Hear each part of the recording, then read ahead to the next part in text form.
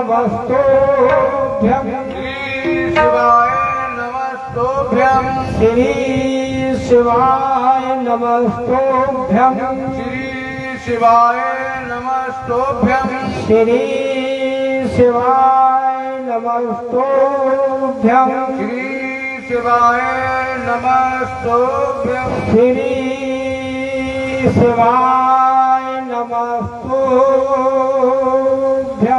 श्री शिवाय नमस्तोभ्यं। इस मंत्र में वो क्षमता है, वो ताकत है। कुछ लोगों ने भ्रम फैलाया समाज में कि यह मंत्र बनावटी है। ये मंत्र बाबा के ग्रंथ के पेज नंबर 170 देवपुर संहिता में इसका प्रमाण आया है कि जो 14 बार भी उच्चारण कर लेगा उसका मुख भी, जो व्यक्ति देख लेगा उसका भी कल्याण। आइए, माता अंजलि नंगे पांव चली और कहां से? बनारस क्षेत्र से पहुंच गई हिमालय की कंदरों में। माता अंजलि ने निर्णय लिया कि जब अपना मुख न किसी को दिखाएंगे और न मुख देखेंगे तो फिर देखते हैं हमारे बेटा कुआरे पर होगा। माता अंजलि एक कंदरा में जब प्रवेश कर गई तो वहां पर एक केसरी नाम का बानर वृक्ष पर बैठा। केसरी नंदन कहा जाता ना इनको। केसरी माने किसी व्यक्ति का नाम नहीं है। केसरी माने पहलवान। लोग कहते नहीं है कि अब देखो फलाने पहलवान इटावा से आ रहे हैं, फलाने केसरी है ये। केसरी माने पहलवान। वो जो बंदर था जो हिमालय की कंदरा पे पेड़ पे बैठा था, वो एक समूह बानरों के समूह का राजा था, पहलवान। वो बानर वहां बैठे देख रहा था कि जिस निर्जन जंगल में स्थान पर आज तक कोई नहीं आया, हिमालय की उस गुफा में 11 वर्ष की कन्या क्या करने आई? तो वो जैसे ही कन्या गुफा में प्रवेश किए वैसे ही बानर कूद के उछल के नीचे आया और बानर ने झांक कर देखा तो कन्या समाधिष्ट हो गई। कन्या ने आसन लगा लिया और कन्या एक ही नाम जपने लगी, हर हर महादेव शंभो काशी विश्वनाथ।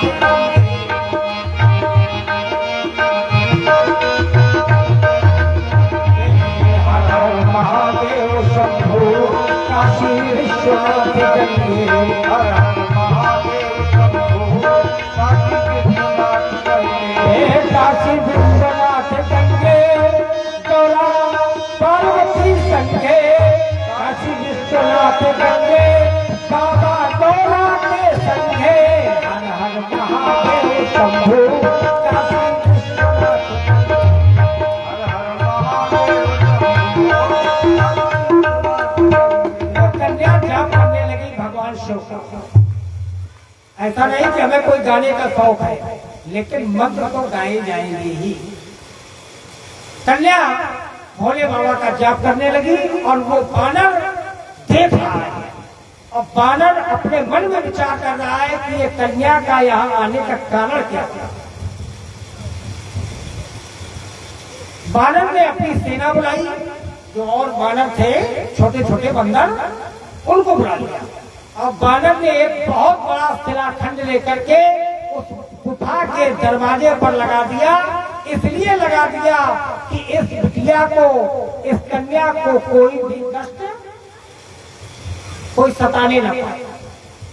शिलाखंड लगा दिया और बानर का एक पहरा लगा दिया केसरी बानर ने, और ये सबको बता दिया कि इस कन्या को अगर किसी ने कोई कष्ट पहुंचाया तो सारी सेना मारी जाएगी। और उस बानर ने किया क्या? केसरी बानर ने उस गुफा में एक छोटा सा सुराग बनाया, छोटा सा छेद बनाया और उस छेद से वो झांक कर देखता है। रोज सुबह शाम दिन में कई बार देखता है। क्या देखता है? कि कन्या जीवित है कि मर गई, कन्या करने क्या आई। बानर ये सोच रहा और कन्या नेत्र बंद कर लिए। कन्या कह रही ना हम किसी को देखेंगे ना कोई हमें देखेगा, जब कोई देखेगा नहीं तो फिर हम ये देखेंगे कि कुंवारे पर बेटा है। मैया ने भगवान शंकर से कहा कि अहिल्या जी ने श्राप दिया है नली को कि कुंवारे पर बेटा होगा, और आप अभी हमें कथा में बता रहे थे कि हम जो शिव भक्त होते हैं उनके लिए हम सब कुछ करने को तैयार हैं, तो अब क्या करोगे? तो बाबा ने कहा अब हम जाएंगे। तो बाबा ने बहुत सुंदर एक साधु का रूप बनाया। अब बाबा उसी निर्जन वन में, उसी गुफा के आसपास सीताराम सीताराम सीताराम सीताराम सीताराम जय सीताराम।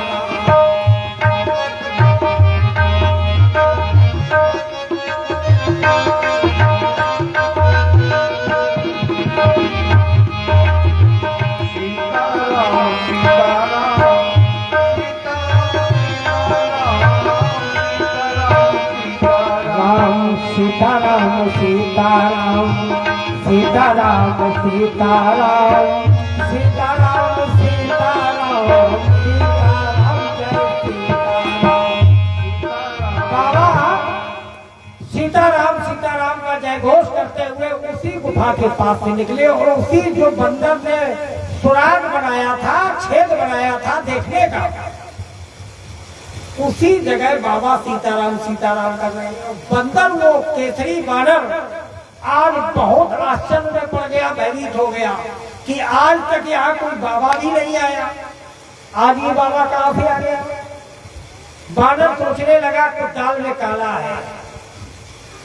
ये हिमालय की टंद्राओं में पहले कन्या आई और कन्या ने समाधि क्या लगा दी कि अब यहाँ पर बाबा आ गए, और बाबा अगर आया तो कहीं ऐसा तो नहीं हुई कन्या को ढूंढते घूम रहा हो, कन्या ऐसी बाबा की हो, कन्या घर से भाग आई हो, बाबा ढूंढ रहा हो, ढूंढते ढूंढते बाबा की दाढ़ी लटा इतनी बढ़ गई।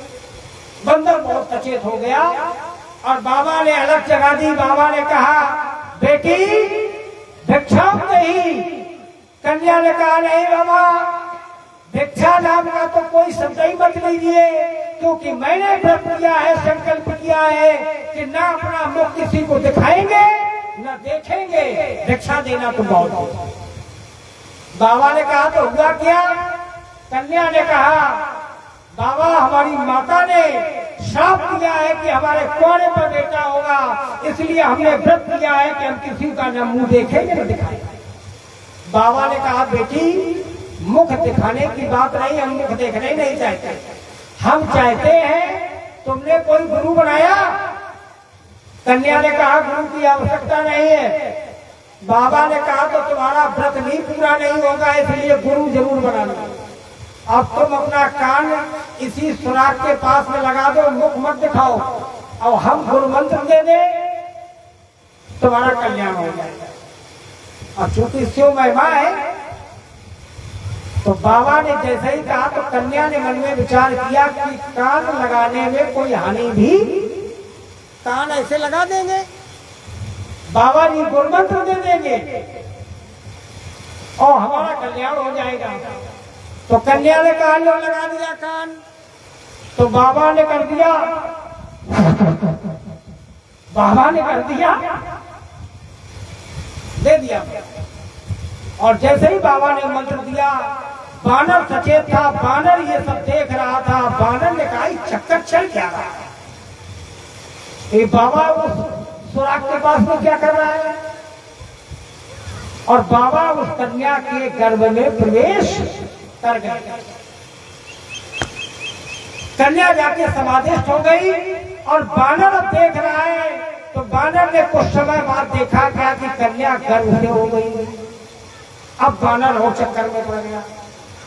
बानर ने कहा केसरी बानर ने कि कन्या जब से वो बाबा आया है, बाबा कुछ कर गया है, तब से कन्या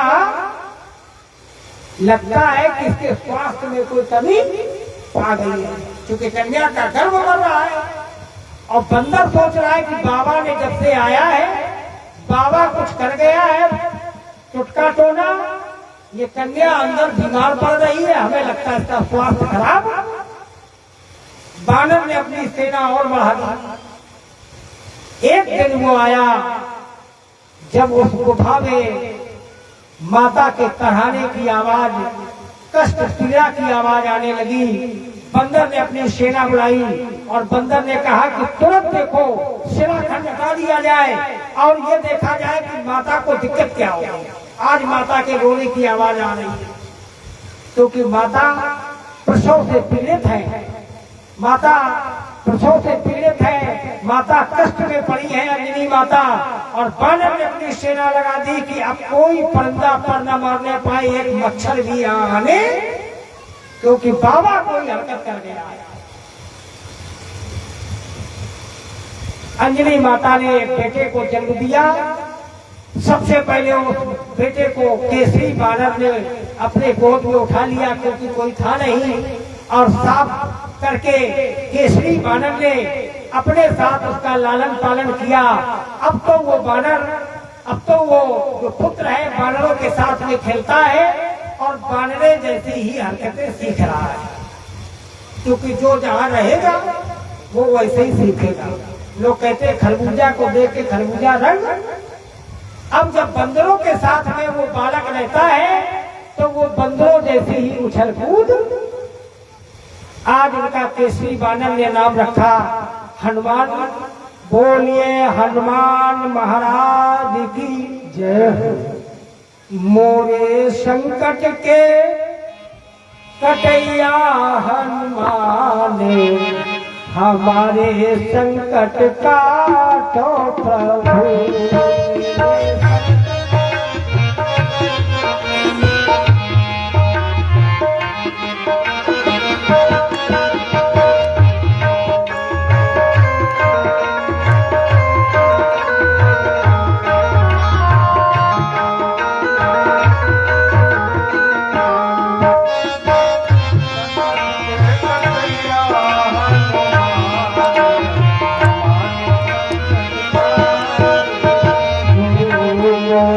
संकट के कटैया हनुमान, हमारे संकट काटो प्रभु। मोरे संकट के कटैया हनुमान, हमारे संकट काटो प्रभु।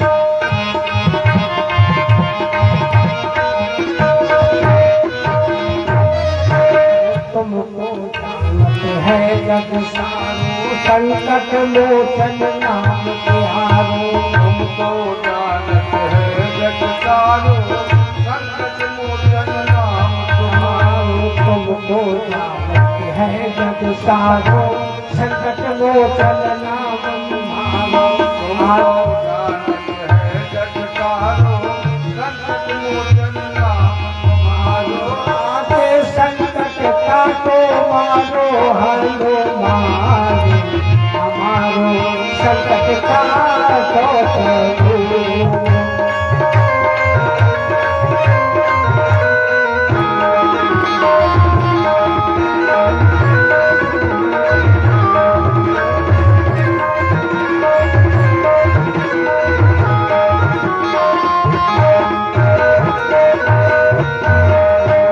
मोरे संकट के कटैया हनुमान, हमारे संकट काटो प्रभु। मोरे संकट के कटैया हनुमान, हमारे संकट काटो प्रभु। अंजन पुत्र केसरी नंदन, तेज प्रताप महाजगवंदन। अंजन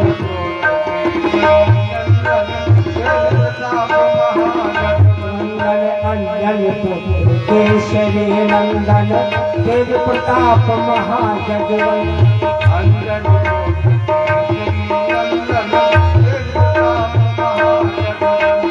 तुमरे हृदय विराजे सीताराम, हमारे संकट काटो प्रभु। मोरे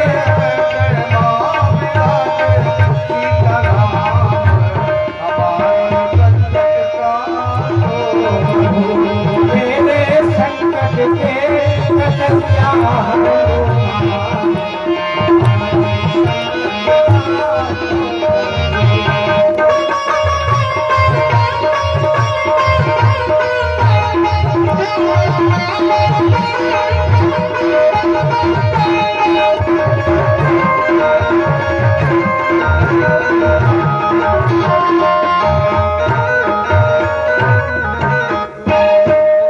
रामचंद्र के काज समारे भक्तों के है प्राण उबारे। रामचंद्र के काज सवारे भक्त के है प्राण उबारे। रामचंद्र के काज समारे भक्तों के है प्राण उबारे। रामचंद्र के काज सवारे भक्त के है प्राण उबारे। हर संकट के हरैया भोरनाथ हमारे संकट का संकट के हरैया भोलेनाथ हमारे संकट का बोलिए हनुमान महाराज की। इसीलिए इनके नाम पड़ गए शंकर सुमन केसरी नंदन। चूंकि शंकर जी स्वयं है, केसरी वानर ने इनकी रक्षा की। तेज प्रताप जो वो गुफा में सुराग मंदिर ने बनाया था, वहां से सूर्य का प्रकाश ला रहा था, तो लिखा गया केसरी नंदन तेज प्रताप। भगवान सूर्य ने भी इनका लालन पालन किया है। अंजन पुत्र माता अंजलि के पुत्र है। पवन सुत नामा, क्योंकि जब बाबा ने मंत्र दिया है तो फिर पवन महाराज ने भी सहयोग, क्योंकि कान तक मंत्र तभी पहुंचेगा जब पवन जी सहायता। एक बार प्रेम से बोलिए, बोलिए अंजनी मैया की। आइए एक कथा, अभी समय भी हमारे पास है और एक कथा आज की और भी है। व्यक्ति में जब अभिमान हो जाता है, आज अभिमानी से कथा प्रारंभ हुई थी और अभिमानी की कथा से हम इसका समापन करेंगे। अभिमान जब व्यक्ति का हो जाता है तो फिर उसका इस समाज में पतन हो जाता है। किस बात का अपमान कर रहे हैं? अगर आप अपने शरीर का अपमान कर रहे हो तो शरीर तो नश्वर है, ये तो मिट्टी में मिल रहा है। अगर तुम अपने रूप पर अपमान कर रहे हो तो रूप भी एक दिन बिगड़ जाएगा। अगर तुम बल पर अपमान कर रहे हो तो बल भी मिट जाएगा। अगर तुम धन पर अपमान कर रहे हो तो बड़े बड़े धनवान का धन धरा का धरा रह गया और मर के उनको भी जाना, साथ में कुछ नहीं जाएगा। सुधर जाओ, जीवन अपना सुधार लो। कुछ धरा नहीं है इस जीवन में। प्रेम से बोल लीजिए, जिसको देखो वही ऐठा ऐठा घूम रहा है, जहां देखो तहां यही है। अरे प्रेम से कम बोल लीजिए और बोलकर अपना जीवन काट लीजिए। इसमें जो मजा है वो ऐठ में नहीं है। ब्रह्मा जी ने सोचा हम बड़े हैं और विष्णु जी ने सोचा हम बड़े हैं, दोनों में ऐठबाजी है। ब्रह्मा जी ने कहा मैं संपूर्ण सृष्टि का सृजन करता हूं, अगर हम नहीं होंगे तो कोई कार्य बनने वाला। भगवान विष्णु कह रहे हैं कि अगर हम नहीं होंगे तो कोई काम नहीं बनेगा, क्योंकि हम लालन पालन करते हैं। इस संसार में न कोई किसी का लालन करता है, न कोई पालन करता है, न किसी का कोई बेटा है, न कोई किसी की बहन है, न कोई किसी का पिता है। कुछ नहीं, ये केवल एक नाटक है। आज तक आपने सुना हो कि कोई व्यक्ति मर गया है तो पूरा परिवार उसी के साथ भस्म हो गया हो कि दद्दा मर गए तो हम ही मरेंगे, ऐसा होता है क्या? एक दो दिन बना रहेंगे, तीसरे दिन से कहेंगे चलो मर गए तो देखो इनके बैंक में कितने पैसे हैं, देखो कितने बीमा ईमा है, जो कुछ है लाओ। साथी कोई किसी का नहीं है, केवल एक ही है साथी, और वो साथी है भोले बाबा। इनके सानिध्य में चले जाओगे तो फिर कोई कमी है नहीं। हमने अपने जीवन में, मैंने सदैव जब भी हम पर कोई संकट आ गया मैंने भोले बाबा का नाम लिया, और हमें तो साक्षात विराजमान है भोले बाबा कि हमारा संकट कट ही जाता है। क्योंकि हमें विश्वास है कि ये कार्यक्रम संपन्न होना है। समस्याएं कितनी आ जाए, समस्या से जो डर गया मानो वो मर गया। लोग कहे कुछ भी, हमें वो भी अच्छा है। हमें इसके लिए भीख भी मांगनी पड़े तो बाबा के कार्य के लिए अगर हमें कटोरा भी लेना पड़ेगा तो हम वो भी लेंगे, छोड़ेंगे किसी को नहीं। बाबा के दरबार में महोत्सव जैसे अपने बेटे का मुंडन किया जाता, कंछेदन किया जाता, अपना विवाह किया जाता है, अपना तिलक चढ़ाया जाता है। जितनी हंसी खुशी से हम अपने बेटे का विवाह करते हैं, उतनी हंसी खुशी से अगर ये कार्यक्रम संपन्न हो गया तो इस कार्यक्रम को अगली साल हम 2 रूपों में बदलेंगे, दिन में शिवपुराण और सायंकाल में राम कथा। यहाँ राम कथा भी होगी। तो भाई हम बैठेंगे, हम शिवपुराण कहेंगे 9 से 12, 12 से 3 तक छुट्टी और 3 बजे या 4 बजे से राम कथा। हमने तो यहाँ तक सोच लिया है। हम को कोई लिखा है राम कथा होगी ना, राम कथा तो चाहे भाव भाव अनक आना तो चाहे कहीं नहीं लिखा है, गलत भ्रम में आया। 24 घंटे होती है। लोग कहते हैं चिताएं सूर्यास्त के बाद नहीं लगती, चलिए बनारस, चलिए बनारस, रात में 12 बजे चिता लगती है। कौन कहता है? ये भ्रम है। इसलिए इस चक्कर में पड़ो, कथा में आ गया। ब्रह्मा जी ने कहा यदि हम नहीं होंगे तो कुछ होने वाला, और विष्णु जी ने कहा अगर हम नहीं होंगे तो फिर कुछ होने वाला नहीं है। दोनों में विवाद हो गया, दोनों तरफ से ब्रह्मास्त्र चलने लगे, सृष्टि का मरण होने लगा। जब अग्निबाण चलते हैं, ब्रह्मास्त्र चलते हैं, सेना मारी जा रही है, दोनों तरफ से महान घोर युद्ध चल रहा है। और बाबा कैलाश पर समाधि में, बाबा समाधि में बैठे, ब्रह्मा और विष्णु में घोर युद्ध चल रहा है। अर्थात सृष्टि का संचालन बिगड़ गया। जो सृष्टि के पालन करता वो भी युद्ध में लग गए, और जो सृष्टि बनाने वाले वो भी युद्ध में लग गए। जब दोनों लड़ाई में लग गए तो सारा स्थिति खेल डगमगा गया। महंगाई बढ़ने लगी, खान पान राशन सब कम पड़ने लगा, क्योंकि युद्ध होने लगा। कुछ देवता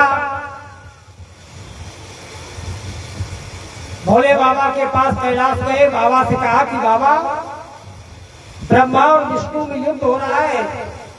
युद्ध होते होते 18 वर्ष बीत गए हैं, बहुत सेना मारी गई है। बाबा ने कहा कि युद्ध होने दीजिए, जब युद्ध का निर्णय निकल आएगा, हार जीत हो जाएगी, तब पता चलेगा कौन बड़ा कौन छोटा है। देवताओं ने कहा कि बाबा रक्षा कीजिए, तो बाबा ने कहा सभी लोग धैर्य धारण करो, जब युद्ध का निर्णय आ जाएगा तब घोषित किया जाएगा कौन बड़ा है और कौन। देवता तो अपने अपने घर गए, और बाबा ने क्या किया कि बाबा कैलाश से चले, और जहां पर युद्ध हो रहा था ब्रह्मा और विष्णु का, उसी युद्ध के बीच में एक ज्योतिर्लिंग ने प्रकट किया, ज्योतिर्लिंग की उत्पत्ति हो गई। जिस ज्योतिर्लिंग का न आदि था न कोई अंत था, दिखाई नहीं पड़ रहा था कहाँ था। युद्ध रुक गया, युद्ध रुक गया, और लोग ये देखने लगे कि ये कौन सा स्तंभ खड़ा हो गया।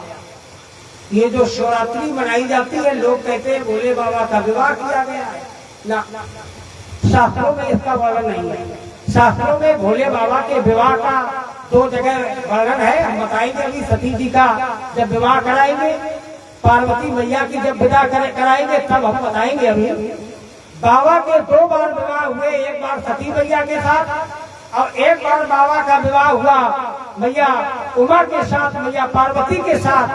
वो दोनों ये समय है ही नहीं, ये वही समय है जब वो ज्योतिर्लिंग वो उत्पत्ति उस युद्ध भूमि में हुई। उस समय का नाम है शिवरात्रि। इसीलिए, और एक बात और आपको बता दें, आज हम कुछ पंचांग में ऐसे ही देख रहे थे बैठे, कभी कभी हमारा मन होता तो हम अपना पत्रा खोल के देखने लगते हैं। यद्यपि इस कथा को हमने ही छाटा था, आज फिर चले गए तो हम अपना लिख के ले आए कि आज भूले नहीं। हम चोरी कभी नहीं करते, नकल करते हैं तो सीना ताड़ के करते हैं, तो हम लिख लाए। ये बाबा की कथा कल से प्रारंभ हुई है। कल गणेश चतुर्दशी थी।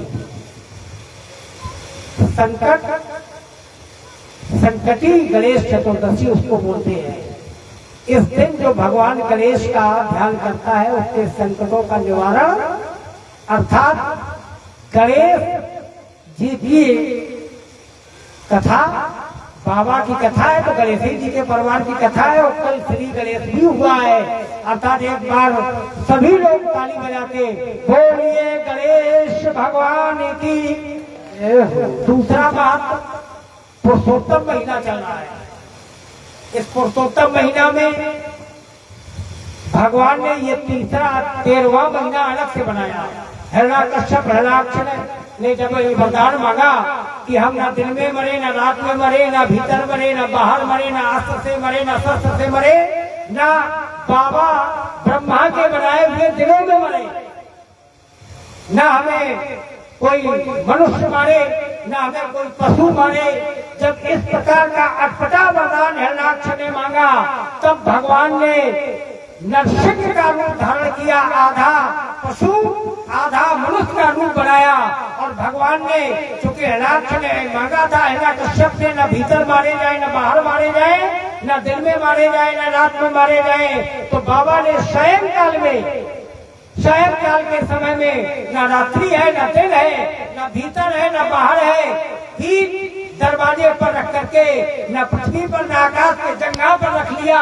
न अस्त्र से मारा जाए, न शस्त्र से मारा जाए, तो बाबा ने अपने नाखूनों से उसको फाड़ दिया और वो जो समय निकाला गया वही 13वां महीना बन गया, जिसको पुरुषोत्तम मास, अधिक मास कहते हैं। इस मास में जो कुछ बाबा से मांगता है वो मिलता जरूर है। ना मानो तो 90 दिन में हमसे बात करके देख ले, 3 महीने में मिल सब जाएगा। चाहो कि आज मांगे कल मिल जाएगा। तो आज गेहूं बोएंगे, कल का दो काटेंगे, तो ठंडा उसमें भूसा होगा ना गेहूं होगा, होना कुछ नहीं, जब वो अभी बोले ही नहीं। और एक और हम आपको खुशखबरी दे दे, सोमवार को अष्टमी महाराज जी चौहान साहब बहुत कम पड़ते हैं। पंचांग आप उठा लें, वर्ष में कहीं 1-2 ही ऐसे सोमवार होते हैं जब अष्टमी तिथि पड़ जाए। और इस बाबा की कथा में 8 तारीख को सोमवार का दिन है, अष्टमी तिथि है।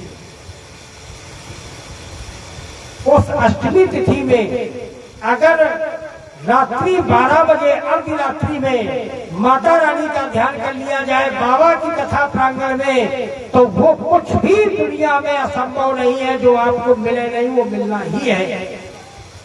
क्योंकि अष्टमी माता रानी की है, बाबा की कथा हो रही है, तो सब मिल जाएगा। एक बार प्रेम से बोलिए बाबा विश्वनाथ जय। दोनों में युद्ध चल रहा है। बाबा का प्राकट्य हो गया, वो शिवलिंग खड़ा हो गया और उस शिवलिंग से एक आवाज आई कि जो इसका आदि और अंत बता देगा वही श्रेष्ठ और बड़ा माना जाएगा। ब्रह्मा जी ने कहा विष्णु जी से, बताओ कहाँ तक है ये? तो विष्णु जी ने कहा हमें पता ही नहीं। तो कहा दोनों लोग पता लगाओ। तो विष्णु जी ने 12 का रूप धारण किया और विष्णु जी चल दिए पृथ्वी लोक में, और ब्रह्मा जी अपने हंस पर सवार हो गए और ब्रह्मा जी चल दिए स्वर्ग लोक की ओर। समय बहुत बीतता चला गया, विष्णु जी पाताल लोक के भी नीचे चले गए, लेकिन उस शिवलिंग का कोई अंत पाया नहीं, जड़ पाई नहीं, मूल पाया नहीं। विष्णु जी जान गए, विष्णु जी जान गए कि निश्चित भोले बाबा की ही कोई लीला ये है। विष्णु जी वहीं से लौट आए और लौट करके आकर के अपना 12 रूप त्याग दिया। विष्णु के रूप में उसी ज्योतिर्लिंग के पास हाथ जोड़कर खड़े हो गए और ब्रह्मा जी स्वर्गलोक के ऊपर चले गए, सप्तद्वीप पार कर गए। ब्रह्मा जी चले जा रहे थे, रास्ते में गौ माता से भेंट हो गई ब्रह्मा जी की। गौ माता ने पूछा, ब्रह्मा जी कहाँ जा रहे हो? ब्रह्मा जी ने कहा, एक ज्योतिर्लिंग सा बना है, एक स्तंभ खड़ा हो गया युद्ध भूमि में, और उससे एक आवाज आई है जिसका अंत पालेगा वही बड़ा माना जाएगा, इसको ढूंढ के ही हम मानेंगे। गौ माता ने कहा कि इसका ब्रह्मा जी अंत पा नहीं पाओगे, यहीं से लौट चलो। ब्रह्मा जी ने कहा, तो फिर ये कौन कहेगा, प्रमाणित कौन करेगा कि हमने इसका अंत पाया है? गौ माता ने कहा, हम कहेंगे, हम कहेंगे कि अंत पा लिया। ब्रह्मा जी ने कहा, ये भी ठीक है। ब्रह्मा जी लौट ही रहे थे, तब तक केतकी का मिलन हो गया। केतकी महारानी नित्य प्रतिभावा भोले बाबा पर एक फूल जरूर चढ़ाती थी। केतकी महारानी, आज केतकी महारानी का मिलन ब्रह्मा जी से हो गया। केतकी जी ने पूछा, ब्रह्मा जी कहाँ जा रहे हो? ब्रह्मा जी ने कहा, जा क्या रहे थे, पता लगाने जा रहे थे, लेकिन गौ माता ने कह दिया कि हम झूठ बोल देंगे और नीचे चल के ये बता देंगे कि हमने इसका अंत पा लिया। केतकी ने कहा, हम भी कह देंगे। ब्रह्मा जी ने अब कहा, ठीक बन गया काम, दो प्रमाण सबूत मिल गए हमको।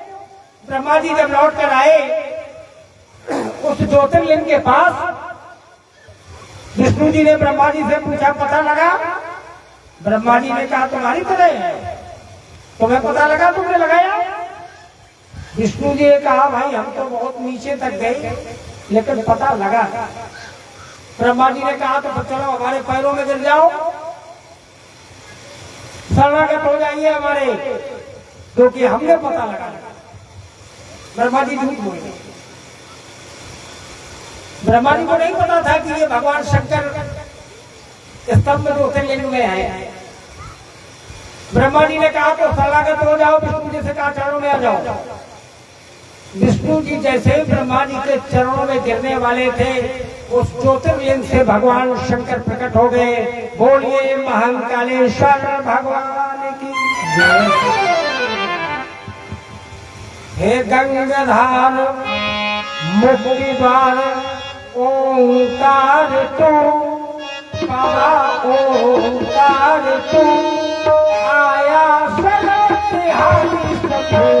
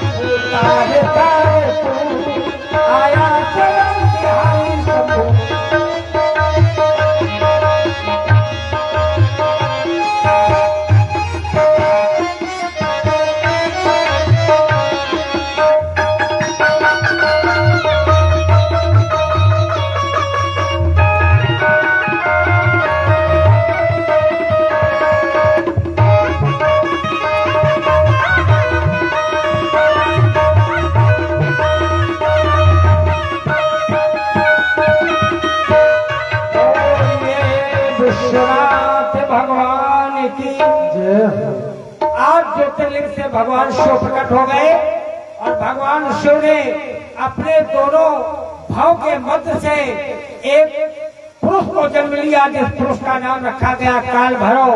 बोलिए भैरव भगवान की। भैरव भगवान ने कहा, पिताजी आदेश कीजिए क्या करना है? भगवान शिव ने कहा, ब्रह्मा का वो मुख काट दिया जाए जिस मुख से ब्रह्मा ने झूठ बोला है।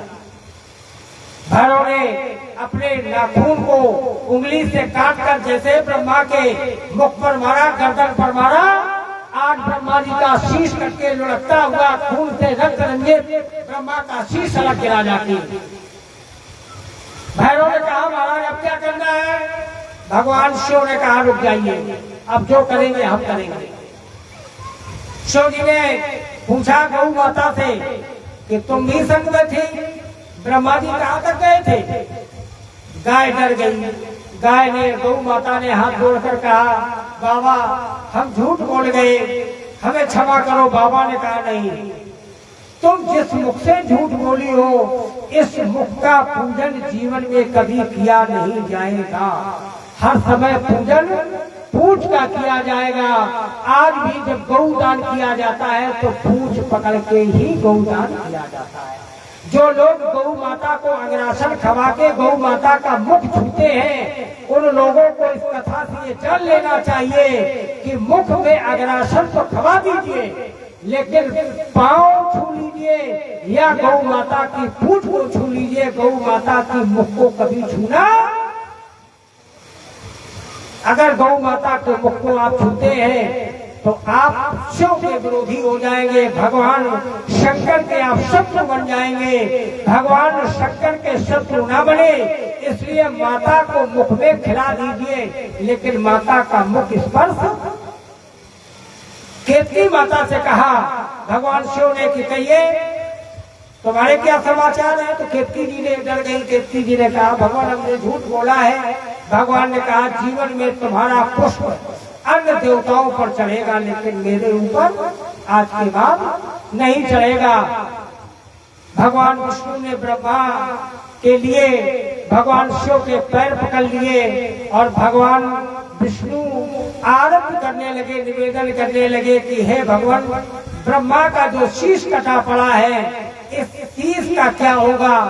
तब भगवान शिव ने अपनी कृपा से ब्रह्मा की उस शीश को वट वृक्ष बना दिया और भगवान शंकर उसी वट वृक्ष के नीचे बैठकर भगवान अपना समाधिस्थ हो गए। वट के नीचे लगा के आसन बैठे हैं कैलाशपति, श्री सीताराम की अमर कथा सुन रही गौरा।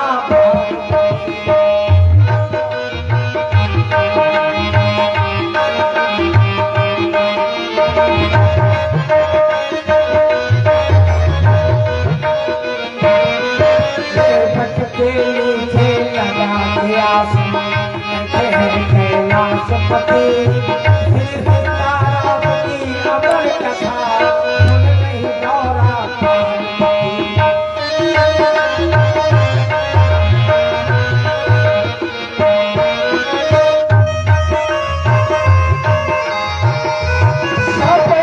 कैलाशपति हर हर महादेव।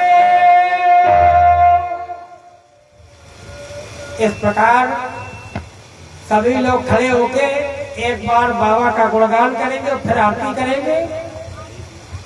समय भी क्योंकि आप लोगों को घर में भोजन भी बनाना है और कल से एक काम करेंगे, हम अपने साथियों से भी निवेदन कर लेंगे क्योंकि हमारी बात मान लेंगे। जैसे ही 5 तैसे ही 4:30, ये अगर 4:30 पर विराजमान हो जाएंगे सीट पर तो हम 4:45 पे आ जाएंगे और माइक वाले पीछे बैठे वो 4 पर आ जाएंगे। तो कल से तुम 4 का ऐसे क्या करना, बोलो हाँ का बोलो। 4 बजे तुम माइक बजा दोगे, 4:30 पर हमारे चौहान साहब ठाकुर साहब आ जाएंगे और 4:45 बजे हम यहाँ आ जाएंगे। क्योंकि शाम को कथा इसलिए न बढ़ाएं, घर में भोजन भी बनना है और माताओं को और काम। और माताएं हमारी इच्छा है कि बाबा के प्रांगण में भोजन बनाकर सबको खिलाकर या रख दीजिए। यहाँ पर कुछ ना कुछ गायन विद्या ढोलक वादन तो होना ही।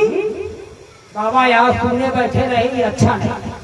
आज से ढोलक भी बनी बजेगी कि नहीं बजेगी, ना बजे तो हमें बजाया। बोलो हाथ उठाओ, कौन कौन आएंगे। हाँ महाकाल, महाकाल महाकाल भोलेनाथ काशी वाले रे, तू न संभाले तो हमें कौन संभाले।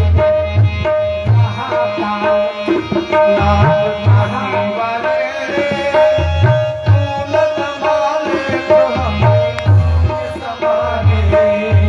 महाकाल काशी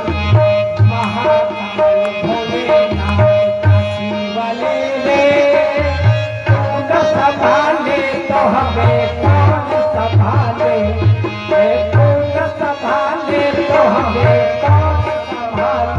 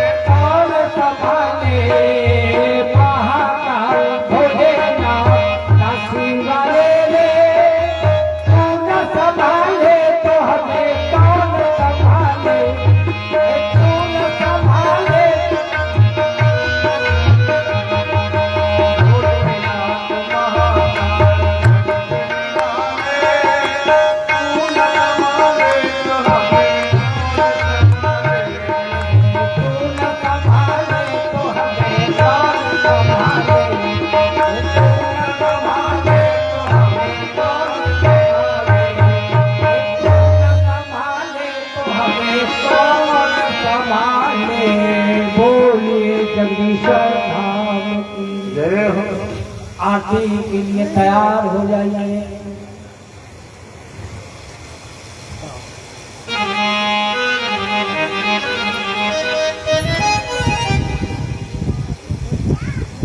ओम चंद्रमानिशो जातुजो सूर्योदयः श्रोतांगायुष प्राणच मुखादमे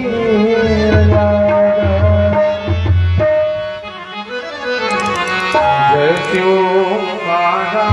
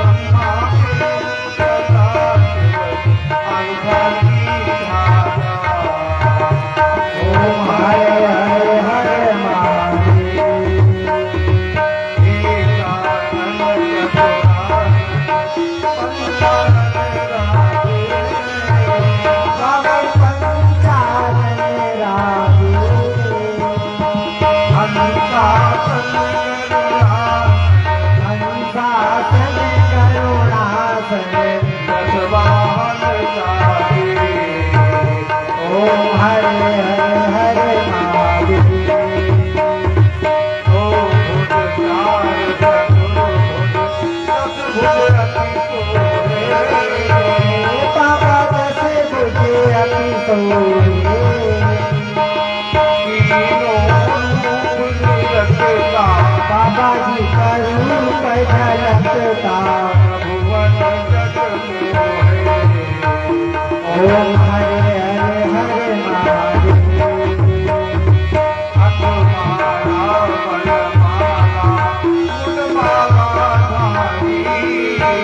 बाबा मुझे माला धारी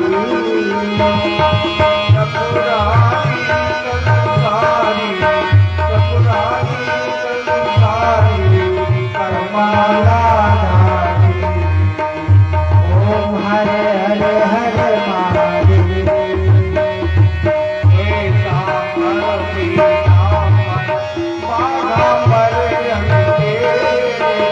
बाबा पाराम करे अंगे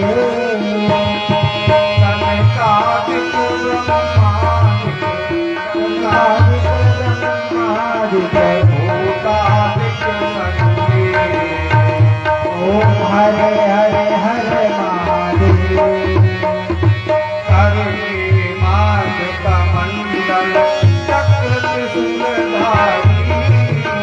बाबा चार धारी जग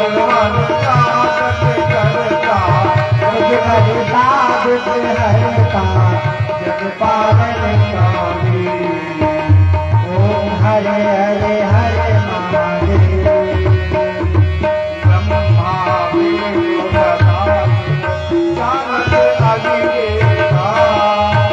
बाबा जानते अभिलेखा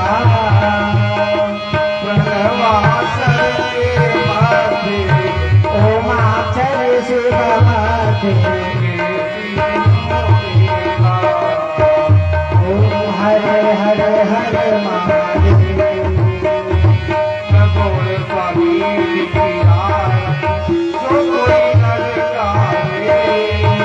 बाबा प्रेम सहित गावे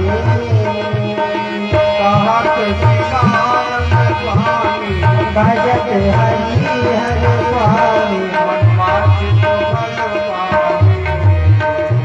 ओम हरे हरे हरे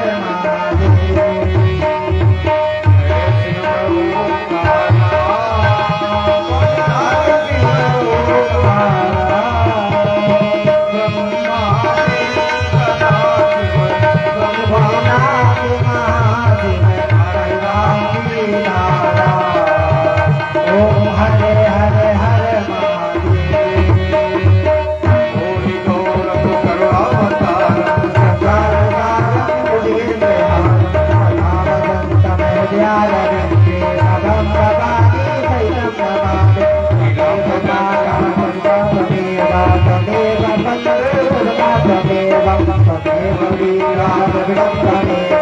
तदेव सर्वं तदेव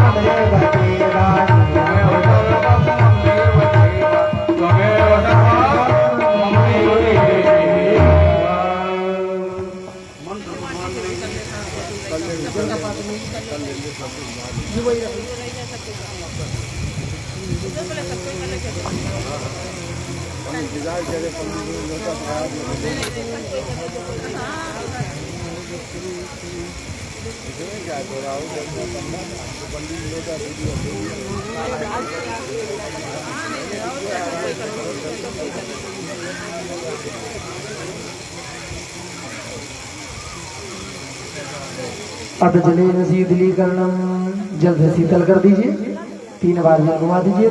शीतले तम जगत माता, शीतले तम जगत पिता, शीतले तम जगत धात्री, शीतलाय नमो नमः।